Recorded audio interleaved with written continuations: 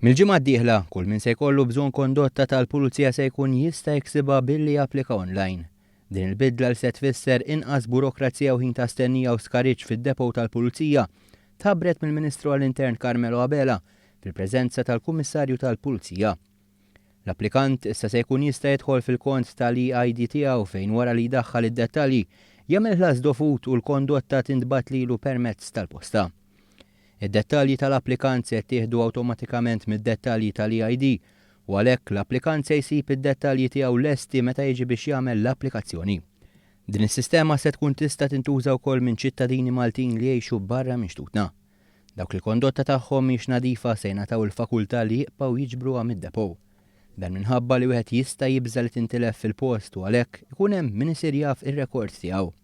Il-Ministru Carmelo Abela stqar li kellhom isiru bidliet biex titħaddem is-sistema ġdida. Da kollu seta' jsir mhux biss għax għamilna elementi legali, imma wkoll għax ħadimna flimkien mal-Kummissarju għall-Protezzjoni tad-Dejta biex il-proċedura narawha flimkien miegħu u mal-uffiċċju tiegħu. Tul is-sena l-oħra kien hemm 58,000 talba l-kondotta fil-waqt li din is-sena saru 56,000 talba. Din l-iskema hija parti mill-ħidma tal-Gvern biex tnaqqas il-burokrazija fil-pajjiż u titjib l-effiċjenza tas-servizzi pubbliċi.